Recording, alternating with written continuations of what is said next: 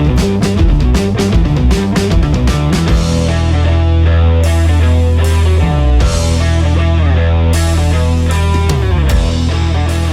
everybody, welcome back to Red Mug Music. I'm Brian, and today we're going to continue the Van Halen Album Ranking Countdown. And today is going to be album number 10 and there's 12 total. So we've done 12, we've done 11, so today we're doing 10. I'll go ahead and put some links down below in the description for 12 and 11, and I will pop them up here as well. So in case you haven't seen those, go watch those and then come back and then check this one out.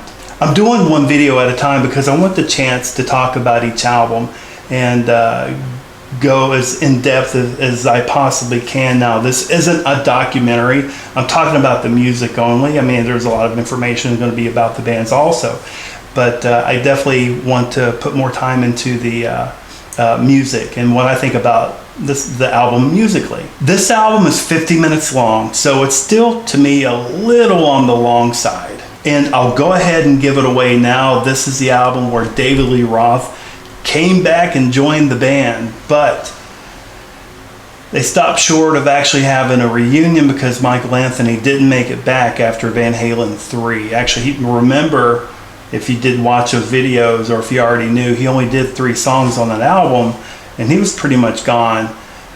He went to go join Sammy Hagar and his band Chickenfoot.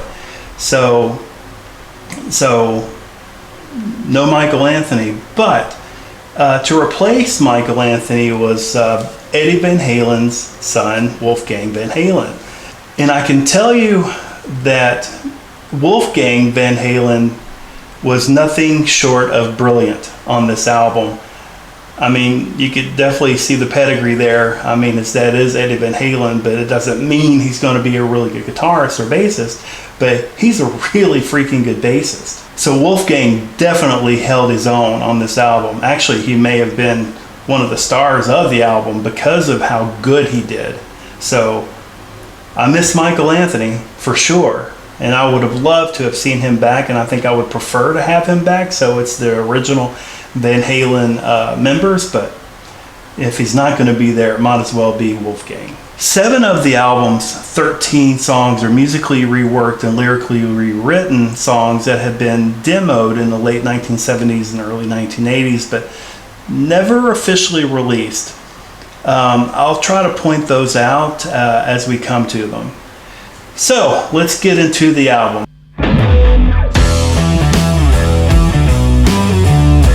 So at number 10, you already know the answer is A Different Kind of Truth. This album came out in 2012, and by what I read, this was kind of like a big thank you album. Actually, what really happened is Wolfgang wanted to do maybe like a B-sides or like a little compilation album, and he started digging into their history and to their vault, like Prince had, and just started uncovering a lot of really nice things. They started working on it. David Lee Roth got on board, and they decided to bring these gems back to life and put it on an album or release it for us to hear. And I've heard a lot of people kind of complain about that, but because it's not new material. But who cares if it's not new material? It's good material. I mean, so many artists write music that doesn't make it to albums until later on. So it's artistically the best thing to do. If you write a song and it just doesn't fit on an album, just shelf it, wait for the right time to come, and then come back out with it. So I am so happy that they pulled these demos back out, reworked them, and released them for us, because this is an exceptional album. Okay, now let's get into the album. The first song is Tattoo. This is the first single off the album, and it's based on an unreleased song called Down in Flames, as a lot of Van Halen fans may know. As good as this song is, I feel like it's a caricature of what the song really should be. Like, it wasn't really taken seriously.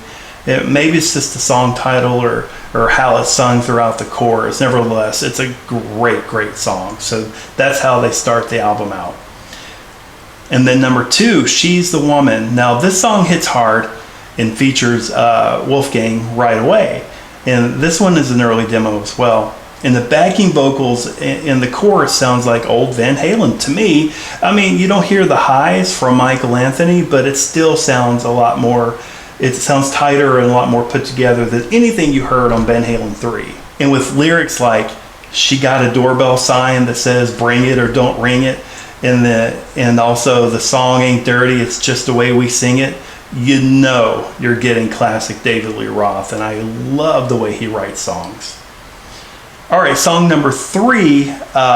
This is an original that they wrote for this album. It's called You and Your Blues. Personally, how it starts kind of makes me think of a Sammy Hagar tune, and I think it could have been easily. But it's another great track with a hook for days. So this is a fantastic song also. Okay, the next song is Chinatown, song number 4. And Chinatown starts out with that Hot for Teacher double kick. So you know you're getting some quality Van Halen stuff here. It's full of energy and it doesn't let up a bit. I mean, not one bit. And I'm the most impressed with the solo. And then when Eddie Van Halen and Wolfgang play in unison in time with the double kick. So it's just good music. It's this good musicianship. This is fantastic stuff, and I love it. And number 5, this one's called Blood and Fire. This is another song from the past, and it was actually considered for the 1984 album.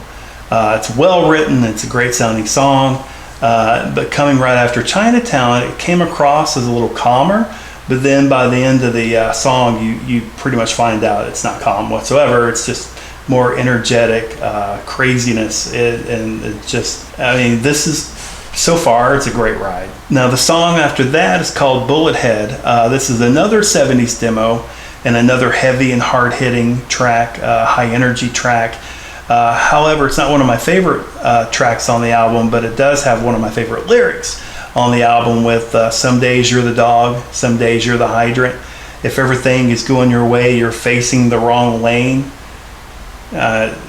Dave, he's beautiful at lyrics. I love listening to him. So the next song is As Is. This is another one of those double kick, Hot for Teacher type songs. It's like I get tired listening to the album. I'm not getting tired of the album. I'm getting tired listening to the album because, I mean, these guys are, pushing 60 at the time?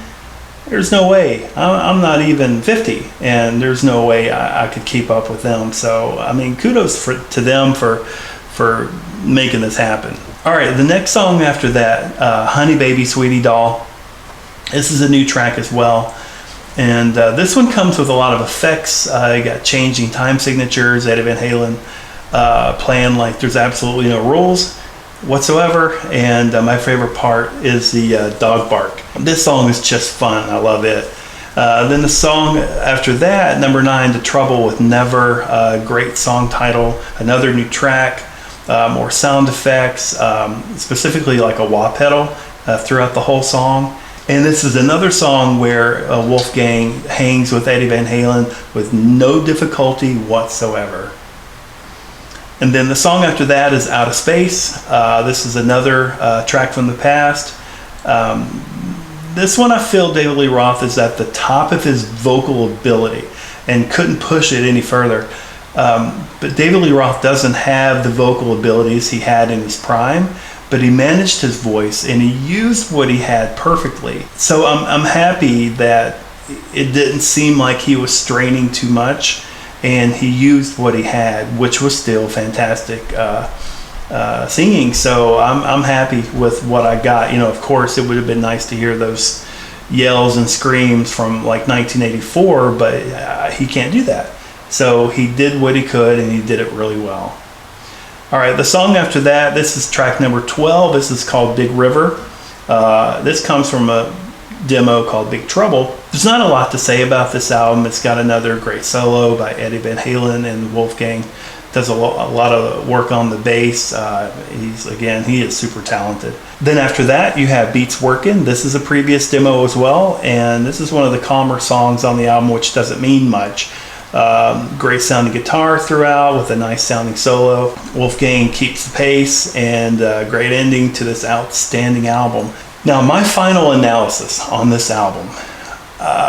I don't think I ranked it high enough. Again, like I said before, I ranked it as high as I possibly could. This is one of my favorite albums by them, but the way I do my ranking system, since there wasn't any, legendary type songs on the album, and they were all just really great, it actually kind of hurt it. So it put it low on the chart, but still great. I'd listen to it. I listen to this album just as much as any of the other ones. You're not going to find a more talented band than Van Halen. I consider Eddie Van Halen the best guitarist of all time, probably to ever live. So I hope you enjoyed the video as much as I did. Don't forget to subscribe, click on the bell, and make sure that whenever the next video comes out with the number 9 album, you'll be the first to find out. And if you haven't watched 12 and 11, go back and watch those. Again, descriptions down below, and you can click on those and check them out. Don't forget, I'm on Instagram at Red Mug Music. I'm on Facebook, facebook.com/RedMugMusic. I appreciate everybody that hung out with me today, and I will see you next time.